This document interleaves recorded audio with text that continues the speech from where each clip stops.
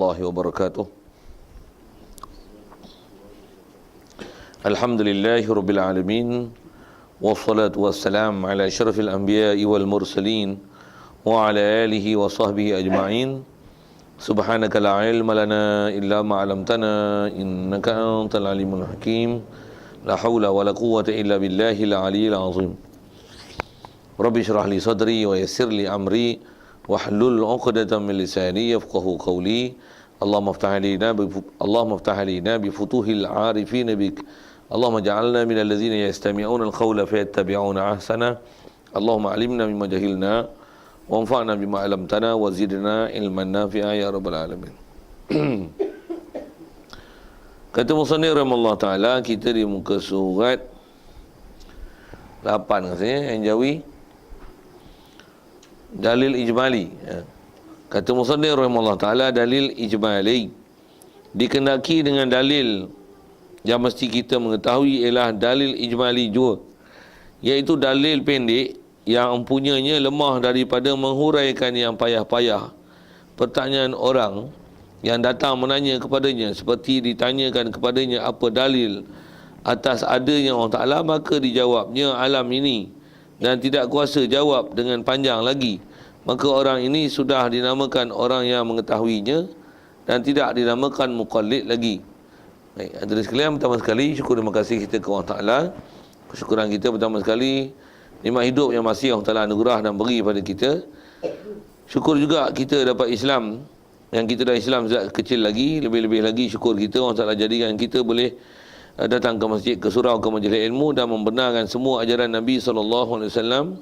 Syukur juga dia dilembutkan hati kita dan dimudahkan pada kita untuk boleh taat patuh pada perintah Allah dan meninggalkan larangannya, yang dijadikan kita pula sentiasa haluba untuk mencari ilmu, bersibuk dengan ilmu, memang gemar majlis ilmu, rindukan majlis ilmu, dan memang dalam proses nak mencari, nak menuntut ilmu supaya memantapkan semua ajaran-ajaran yang dibawa datang oleh Nabi kita Muhammad sallallahu alaihi wasallam itu. Syukur juga kesihatan yang lapang masa dapat bertemu hadir malam ni untuk meneruskan bacaan kitab kita daripada kitab Fatih Faridah ni, insya-Allah. Kata musannif rahimahullah taala, dalil ijmali. Kalau tengok tajuk tu sekalian, kita nak bicara ni tentang dalil.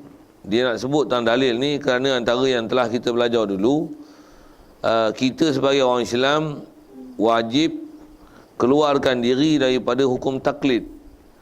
Yang bila sebut kata taklid, lawan bagi taklid adalah makrifah. Jadi dengan apa yang dah belajar dulu, kita sebagai orang Islam wajib mesti kena belajar, tuntut ilmu dalam bab ketuhanan, mesti tahapnya makrifah. Bila makrifah sifat, maka digelar sebagai arif dalam bab ketuhanan. Arif dengan makna pengetahuan yang lengkap, yang cukup dengan kaedah ahli sunnah wal jamaah, tepat, tak salah. Jadi pengetahuan yang ada, lepas tu yakin, lepas tu maklumat pula tepat dengan apa yang sepatutnya, yang telah diijma'kan oleh ulama ahli sunnah wal jamaah beserta dalil. Okay? Itu ialah antara ciri-ciri yang telah kita belajar untuk nama makrifah. Pasal makrifah ni takrifan ulama disebut ialah al-jazmu mutabiq lil haq an dalil. Mesti ada yakin, dan keyakinan kita tu mestilah berdasarkan informasi yang tepat dengan ajaran ahli sunnah wal jamaah, mutabiq lil haq, mestilah menepati yang sebenar, maksudnya menepati ajaran ahli akidah ahli sunnah wal jamaah. Jadi ajaran tu menepati ahli sunnah wal jamaah, kita dapat pula pegang dengan yakin, pula tu berdalil. Jadi 3 ciri itu adalah antara perkara yang perlu diperhati untuk melayakkan nama arif dalam bab ketuhanan, ataupun dengan bahasa mafdalnya makrifah dengan Allah Ta'ala. Kita dapat makrifat. Istilah makrifat apa kita bicara dah dulu. Jadi juga kita dah bicara dulu, siapa-siapa yang kalau dia tak dapat tahap berdalil, apa yang dia i'tiqad memang yakin, dan keyakinan dia pula tepat dengan kaedah ahli sunnah wal jamaah, dia beriman dengan Allah Tuhan kita, Allah sempurna, tak ada sifat kurang, mestilah dia sempurna, mestilah dia satu-satunya Tuhan, tidak ada Tuhan yang sebenar, yang betul, yang mempunyai kriteria dan ciri sebagai Tuhan, melainkan hanya Allah seorang saja. Jadi kalau i'tiqad dia itu betul, benar, cantik, tepat dengan ahli sunnah wal jamaah, okey, dia pula i'tiqad adanya malaikat tak dahaka pada Allah Taala. Pula tu antaranya malaikat tu Jibril, Mikail, Israfil, Munkar, Nakir, Raqib, Atid, Malik, Ridwan. Pula tu yang hantar wahyu ni Jibril, hantar pada Nabi-Nabi dan Rasul, antaranya Nabi Muhammad. Lepas tu Nabi Rasul ni ramai, Nabi Muhammad ni penutup Nabi Rasul. Lepas tu adanya kitab-kitab diturunkan. Lepas tu beriman dengan mati, kiamat. Lepas tu apa saja perkara ghaib yang datang, antaranya pada kiamat, antaranya alam-alam ghaib, arash, kursi dan sebagainya. Begitu juga beriman dengan qadar, cantik semua tu maklumat dia. Tapi bila tanya dalil, apa bukti orang Ta'ala ada? Tak tu deh. Tu namanya taklid. Itu berikut pelajaran lama saja untuk ulangan awal-awal ni. Jadi bila taklid, kita juga dah belajar dengan tajuk sebelum kita nak jumpa dari ijmali ni, dia kata khilaf ulama pada muqallid. Yang ada ulama masih menstatuskan kita sebagai kafir. Dalam keadaan kita punya yakin kita ke orang Ta'ala tu betul lah. Begitu juga apa saja bab keimanan yang Rasulullah bawa ke kita, ajaran itu ajaran Rasulullah yang kita memang i'tiqad tepat macam mana ajarannya. Tapi apa yang kita pegang tu tak ada dalil, tak pernah ada hujah. Kita pula cuai lah belajar. Jadi cuai belajar berdosa. Di atas tak ada hujah itu. Ada ulama mengkafirkan kita walaupun sebagai jumhur ulama mengatakan sah akidah, sah iman dengan syaratnya yakin. Okey? Itu pelajaran lama lah. Yang kita dah faham tentang konsep taklid dan sebagainya. Jadi nak fokus tang mana? Tang dalil. Pasal kita kalau umum orang Melayu kita yang biasa masjid surau dah belajar bab akidah ni, kalau tanya bab ketuhanan rasanya walaupun tak boleh bagi huraian, tapi memang yakin Tuhan kita hanya satu. Nama dia Allah. Dia mesti sempurna, takkan ada sifat kurang. Dia wahdaniyah, dia kudrat, iradat. Mesti ada ilmu, mesti dia hidup, takkan dia mati. Dia mendengar, dia melihat, dia berkata-kata. Lagi, dia mesti sedia, dia takkan binasa. Dia mesti menyalahi baharu. Dia mestilah tak hajat pada sesuatu. Dah ciri macam tu, tentulah dia ada, tanpa diragukan. Jadi buat ketuhanan ni selesai kat dia. Nisbah menjadikan alam lah. Harus orang Ta'ala menjadikan alam ataupun tak jadikan alam. Jadi kefahaman tu cantik, tepat macam mana ahli sunnah wal jamaah. Begitu juga fahaman dia bab malaikat, bab rasul, bab kitab, qadar. Begitu juga tentang hari kiamat. Tak ada apa-apa masalah langsung. Tapi bila tanya dalil, tak ada. Bila dalil tak ada, itulah yang kalau ikut atas namanya taklid, ada ulama yang mengkafirkan lagi bagi golongan muqallid ni. Baik, jadi kalau gitu yang kita nak fokus untuk keluarkan daripada belenggu taklid ni, apa dia? Dalil lah. Dan dalil atas dia nak bagi huraian ni, kalau tengok tajuk tu yang kita nak baca dalil ijmali, dah ada ke depan tu nama ni dalil tafsili. Jadi ada dua jenis dalil. Sebelum tengok dalil tu dengan huraian dia, apa maksud dalil ijmali, dalil tafsili, walaupun sekali lalu rasanya kalau kita biasa dengar, kalau boleh ingat istilah-istilah tu, kalau dalil ijmali ambil sekali lalu dengan ringkas. Ijmali maksudnya dalil tapi ringkas. Tafsili dalil maksudnya panjang lebar, boleh bagi huraian, boleh bagi apa lagi, hujah, alasan. Itu dalil tafsili. Kalau ijmali dia dalil, tapi dalil tu dia nak hurai tak pandai. Tapi apa jawapan dia dalil. Huraian tak pandai. Ini dalil ijmali. Sekali lalu je tu, macam mana pun nak sebut dalil ni apa. Dalil ni kalau terjemah kita mudah pembuktian lah.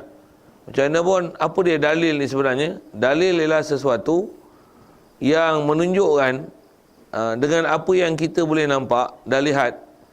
Dan apa yang kita nampak dan lihat tu boleh mendalil, memahamkan kita apa yang kita tak nampak.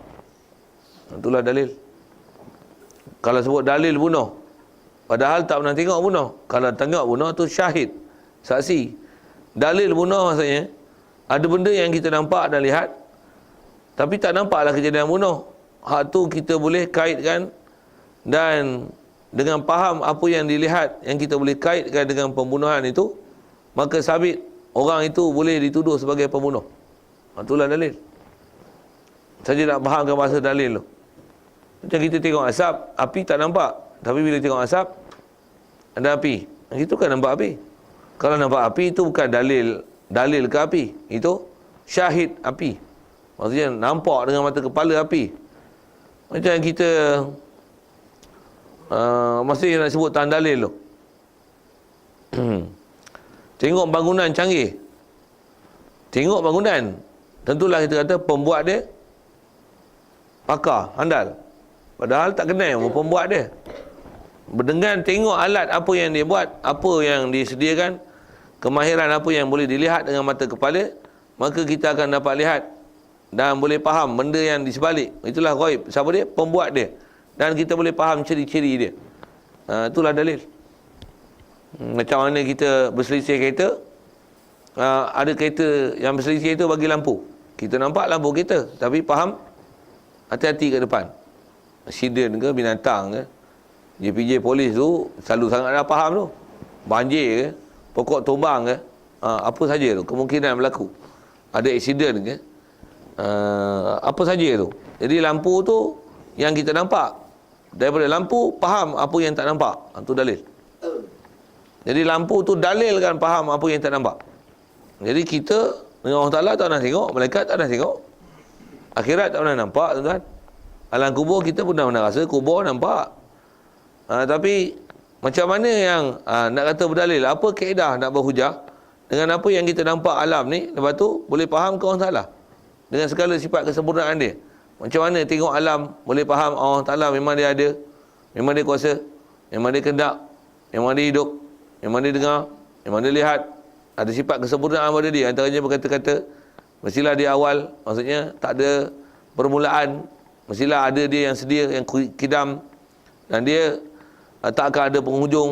Dia istilahkan diri dia tak ada penghujung tu dengan dia lah akhir. Akhir dengan mana tidak akan binasa. Apa dalil dan hujah? Sedangkan kita tak nak tengok Allah Ta'ala, tapi kita boleh faham dan yakin bahawasanya mestilah dia ada, kidam, baqa', mukhalafah lil hadis, qiyam nafsi dan sebagainya. Hatulah dikatakan dalil yang dia nak bercara ni. Jadi kalau kita boleh berdalil tu, barulah keluar taklid. Baru keluar taklid. Pasal apa? Pasal istilahnya kita boleh selesaikan apa-apa isu akidah, dan kita berpegang pada Allah Ta'ala ni bukan hanya berdasarkan dengar orang cakap, orang khabar, orang maklum, tapi siap berhujah dengan secara warasnya bahawasanya memang Allah pasti sempurna, dan semua kesempurnaan yang kita iktikad ke dia itu adalah dengan kaedah berdalil. Okey, nak sebut itu lah. Lagi nak faham tuan mana? Dalil. Bahasa mudah kita, dalil petunjuk. Tunjuk apa? Menunjuk oleh sesuatu yang zahir kepada sesuatu yang ghaib. Kita tengok orang tidur, nampak orang tidur, apa kita faham? Dia tak cukup tidur. Boleh? Boleh jadi. Nampak orang tidur, apa kita faham? Dia tak suka pelajaran. Kita nampak orang tidur, dia letih membuat pekerjaan. Kita nampak dia tidur, siapa? Terlalu mengantuk, tak tahan. Kita nampak dia tidur, apa lagi boleh faham? Dia tak faham pelajaran. Macam-macam tu. Apa tu? Itu adalah madlul. Jadi dalil maksudnya sesuatu yang boleh menunjuk.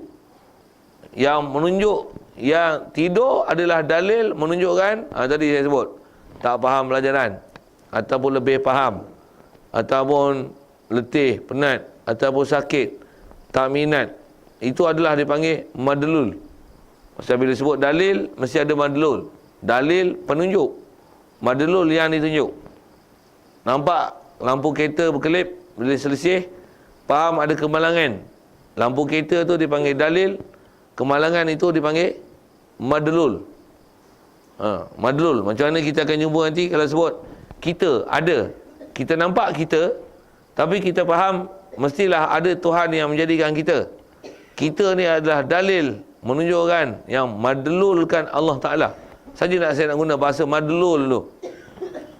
Dalil kita pakai dah, kita sebutlah dalil. Jadi dalil apa? Dalil ialah yang menunjuk. Madlul apa? Yang ditunjuk. Bila kita ada, dulu kita tak ada, menunjukkan yang mengadakan kita mesti ada. Yang mengadakan kita tu mesti ada. Boleh faham gitu tu. Adanya kita ni adalah dalil menunjukkan yang mengadakan kita, yang menunjukkan yang mengadakan kita tu mesti ada, mesti kuasa, mesti hidup. Nah, apa ciri kesempurnaan dia? Itulah dipanggil dalil memahamkan kita kepada madlul. Ambil istilah-istilah. Pasal kita ceramah-ceramah itu biasa dengar lah, tapi kita sendiri nak faham bahasa dan istilah yang bila kita dengar satu hal dan bila kita sebut, kita pun faham kita sebut apa. Pasal kadang-kadang kita sebut, kita pun tak faham. Dalil. Apa dalil? Dalil apa? Tanya sekali lagi, apa dalil? Tunjuk apa? Tu yang saya duk syarah tu kan, tu yang kena ambil maklumat tu. Apa? Takat saya cerita dekat tu boleh buat kesimpulan tak? Apa dia dalil? Tunjuk apa? Sesuatu yang dinampak, menunjuk oleh sesuatu yang nampak, ataupun sesuatu yang nampak yang boleh dilihat, menunjukkan pada sesuatu benda yang tak boleh dilihat. Kalau bahasa Arab disebut dalil ni apa? Dia lah fahmu amrin min amrin, fahmu amrin zahirin, fahmu amrin zahirin min amrin, tak kena. Fahmu amrin ghaibin min amrin zahirin, memahamkan satu benda ghaib daripada benda yang zahir. Dia asalnya fahmu amrin min amrin, memahamkan sesuatu daripada sesuatu. Memahamkan satu daripada satu apa? Memahamkan perkara ghaib daripada perkara yang zahir. Memahamkan kemalangan daripada lampu kereta berkelip. Memahamkan api daripada asap. Memahamkan tak faham daripada mengantuk tidur masa mengaji. Memahamkan letih ketika dengan tidur masa mengaji. Tu antara boleh faham. Macam contoh-contoh saya beri tadi. Apa saja seumpama tu Jadi ada benda yang kita tak nampak tapi kita boleh faham. Faham tu daripada apa yang zahir yang boleh nampak faham. Itulah dalil. Tengok elektrik surau kita ni sebulan 1,000. Apa macam? Bulan 1,000 biar benar. Apa dalil? Tu dalil apa? Satu. Tengok dalil 1,000. Tak tengok lain. Kita tengok 1,000 tu ya. Ada bil tertonggak banyak bulan tak bayar. Satu. Itu bandul. Lagi apa? Kalau memang bulan ni saja 1,000 maksudnya ada switch yang tak tutup. Ada budak-budak main. Ada yang curi lain. Ada curi kabel. Ada mana tu? Tak apa, meter rosak. Macam mana boleh faham tu Jawab. Itulah dalil. Kita boleh faham satu benda yang tak nampak daripada apa yang nampak. Nampak bil apa? 1,000. Biar benar. Itu yang nampak. Yang tak nampak apa? Cari itulah dalil. Yang kita nampak apa? Nampak langit, bumi, tak nampak Allah Ta'ala, tak nampak malaikat, tak nampak Nabi Rasul. Kita mana nampak Nabi Rasul lah ni. Tapi macam mana boleh faham Nabi Rasul? Macam-macam boleh faham Allah Ta'ala. Macam mana boleh faham malaikat dengan apa yang kita lihat ni?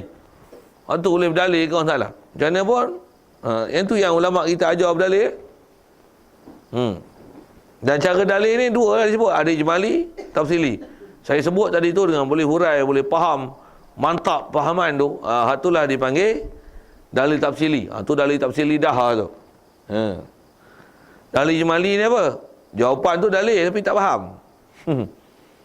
Dia pun tak faham apa tu dalil. Jadi kalau ikut tak faham, tak panggil dalil. Dalil ni kalau dalam takrif pun dalil apa? Dalil ni kalau sekali lagi kalau sebut bahasa Arab ni, dia lah fahmu amrin min amrin, memahamkan satu perkara ghaib daripada amrin, satu perkara yang zahir. Jadi dalil ni faham tau. Kita beli ayam, selalu ayam ni kita panggil krrr, mari kelang kabut, mari.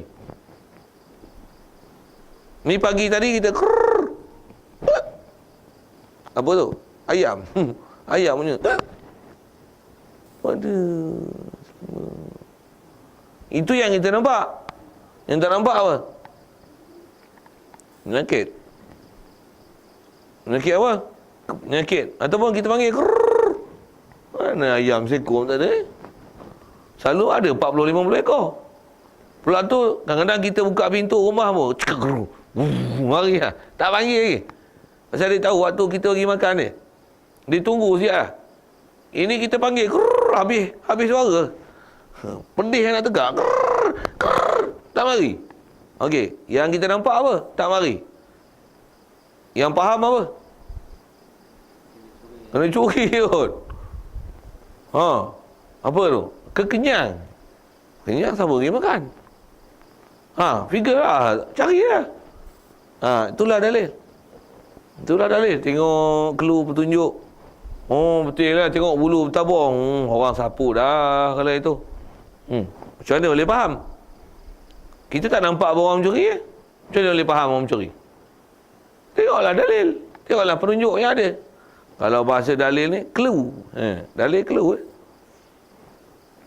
Tengok kereta surau kecil, kereta ada 40 keliling. Apa maksud?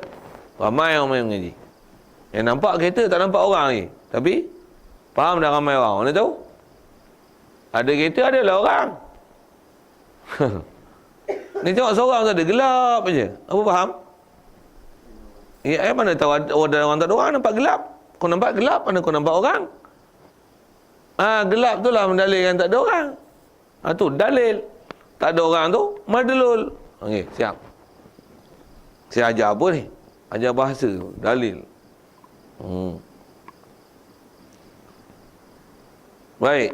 Jadi kalau kita nak keluarkan diri kita pada taklid, boleh berdalil lah. Apa bukti orang Ta'ala kuasa? Macam mana nak tunjuk kata kuasa? Kalau kita kata macam mana, apa bukti dia kuat? Hak tu pandai, kita mereka cari. Apa bukti dia kaya? Apa bukti dia bodoh? Apa bukti dia pandai? Apa bukti dia jahat? Apa bukti dia pasik? Apa bukti dia biru? Apa bukti dia hijau? Main colour lah sikit. Apa bukti dia ni tak pergi sembahyang Jumaat? Padahal tak tengok dia pun. Boleh jadi dia sembahyang Jumaat tak lain. Apa bukti? Apa bukti? Apa bukti? Itulah dalil. Maksudnya kita boleh memaham satu yang selain daripada apa yang kita nampak. Daripada apa kita nampak tu, kita boleh faham sesuatu yang kita tak nampak. Itulah berdalil. Jadi yang nampak itulah dalil. Yang ditunjuk daripada apa yang kita nampak tu, yang kita boleh faham. Yang tak nampak tu, itu dipanggil madlul. Itu pun istilah tu kena telan juga tu. Pasal kalau kita baca kitab-kitab, nama kitab yang besar-besar sikit, itulah bahasa-bahasa istilah yang dia pakai. Okey, siap. Nak syarah apa tu? Nak syarah dalil ni apa dia? Baik, ada dua dalil ijmali, satu lagi tafsili. Baik, pertama dia nak bagi huraian tentang dalil yang dikenaki. Dikenaki dengan dalil yang mesti kita kena ketahui ialah dalil ijmali juga. Jadi nisbah kita kena belajar keluarkan diri daripada hukum taklid adalah dalil ijmali juga. Maksudnya dalil ni kalau tak pandai hurai pun, kalau ikut nisbah keluarkan diri pada taklid, mada dah. Mada dah. Cuma kena fahamlah dalil ni maksudnya kita fahamkan macam mana menunjuk apa menunjuk ke apa. Macam mana kita masak air, cerik yang bunyi. Kita duduk di ruang tamu untuk dengar bunyi, cerik bunyi. Kita dengar cerik bunyi, apa faham? Air masak, macam mana boleh faham? Pastikan memang kita faham hubungan antara cerik bunyi dengan air masak. Kalau tak faham, mendengar suara cerik berbunyi, cerik itu ada loceng, itu bodoh kan. Dia tak faham hubungan antara air bunyi tu dengan kalau sikit soal, kenapa boleh bunyi kat cerik tu bila air mendidih, apa kaitannya? Pasal ada alat direka pada cerik itu yang apabila ada tekanan wap air yang tinggi, maka alat itu akan berbunyi. Jika tiada wap air yang keluar daripada cerik tersebut dengan tekanan yang tinggi itu, maka dia tidak akan berbunyi. Jadi bila berbunyi menunjukkan tekanan air yang kuat, tekanan wap air yang kuat, itu mendalilkan bahawasanya air telah mendidih. Kerana bila air mendidih, wap air banyak terhasil dengan sebab proses pendidihan, maka menyebabkan hasil bunyi pada cerik tersebut. Tu apa tu? Itu huraian tafsili. Macam mana pun ijmali kurang-kurangnya dia kata macam mana? Dah air didih bunyilah. Macam mana boleh bunyilah? Dah mendidih bunyilah. Jadi dia faham itu. Tapi pasal air mendidih kan? Mana tahu bunyi air mendidih. Bunyi air mendidih. Tak faham lah. Itu tak faham. Itu dia hafal. Macam 7 kali 5 apa? 7 kali 5. 7 kali 5 tak ingat lah. Itu tak faham. Walaupun kalau ikut jawapan lah tu. Jawapan lah tu. Dia boleh tahu jawapan 35. Adalah tu. Macam mana 7 kali 5? Entahlah. 7 kali 5 35 lah. Macam mana 7 kali 5 35? 35 lah. Tu apa tu? Hafal ke dalil ijmali ke dalil tafsili? Hafal. Dalil ijmali macam mana? 7 kali 5 35. 7 kali 6 7 kali 6 42. Kenapa? Ada 7 kali 5 35 eh. Mana takkan 42? Kalau boleh bagi hurai, tu tafsili. Tu tafsiri. Macam mana? 7 kali 5 tu maksudnya 7 7 7 7 7 5 kali. Ataupun 5 tu 7 kali. 5 5 5 5 5 5 5 5. Tu 7 35. Tafsiri memang best Sikit soal. Patutnya nak belajar ijmali ke tafsili? Bagi belajar bagi dapat tafsili. Kalau ijmali apa? Memang boleh lepas pada taklid. Pasal dia sebut memang tahu ijmali ni memada. Cukup dah kata dia. Yang kita terkena tahu pun dalil ijmali jua. Tapi saya nak sebut ni. Sebut pilih bab pomen ni. Kalau kita pomen motor, kita tengok motor, kita tahu rosak tapi tak tahu rosak. Okey tak? Tak tahu rosak apa, okey tak? Cerai Pomen pakar je ni. Ada pomen kita sebut pomen lah. Pomen pula nama men. Sorry. Sebut nama dia. Kalau dia dengar dia tahu ni rosak ni. Ni kena potong belah. Ni kena bohal. Bunyi kasak piston. Ceruk ni. Ni kurang-kurang pun selalu 300 Kalau nak special sikit beli alat mahal sikit. Bagus lihat ori-ori ni mau 450 tu. Tu tak masuk upah pula lagi. Okey. Saja saya nak buat ayat tu nak kata apa? Kalau tafsili yang tu okey tak? Best tak? Kita pergi ni apa? Nanti kena tengok dulu. Nanti kena tengok dulu. Allah letih lah gitu. Maksudnya kalau dengan spek apa masalah kita dah tahu lah. Saya pun dah buka alang-alang takkan nak pakai hal lama. Mesti pakai hal baru. Mesti kena tukar lah selalu macam ni. Pengalaman saya detail. Dia boleh sebut apa yang kena bayar. Ni pula minyak naik 2 kupang. Ni tambah pula GST pula lagi. Kena tambah pula macam ni RM8. Tak faham sudah. Waktu saya cerita apa ni? Saya nak cerita dari sisi kaedah memaham sesuatu, faham, dengar, faham apa yang dilihat dengan apa yang ghaib. Saya sebut tu enjin dengar. Yang dengar, tapi boleh faham satu benda ghaib yang tak nampak. Kita boleh baca sesuatu. Hak itulah mendelul. Kita tengah mengaji, dia tu api tak ada. Tu. Tengok api tempat lain ada tak? Apa faham? Elektrik tak ada seluruh kawasan Selangor. Kalau kita je tak ada, orang lain ada. Ada orang sabotaj lain kita. Boh pergi pasal itu. Ataupun ada suis jatuh, fuse putus, tikoi apa tu? Ada litar pintas, apa tu? Bagi faham itu. Saja saya nak sebut apa? Nak sebut dalil tu mesti faham. Kalau tak faham macam mana? Tengah-tengah mengaji api padam. Untuk apa? Takdir ilahi, api padam. Macam mana tu? Bodoh ke? Bukan bodoh, itu lagi faham hakikat kuat tu. Terus takdir. Kira tengok zahir lah. Dia nampak Allah Ta'ala yang perbuatan lagi tajam. Kata bodoh lah. Tak betul. Silap saja kena tu. Okey, sambil-sambil itu lawak gitu je. Tapi itulah dalil yang dia nak fahamkan kat kita. Jadi asalnya fakta dia yang sebut. Fakta ilmunya macam ni. Apa dia? Dalil yang dikedaki yang kita kena belajar untuk keluarkan diri daripada taklid adalah dalil ijmali jua. Okey, itu ayat. Baik, macam mana dalil ijmali? Iaitu. Okey, macam ni dalil ijmali. Dalil pendek. Bila sebut dalil maksudnya penunjuk. Clue yang pendek. Bila sebut dalil pun faham ni ayat lah kan. Ayat-ayat yang pendek. Kita sebut ringkas je. Yang kata dia yang punya dalil. Maksudnya orang yang sebut ketaat tu.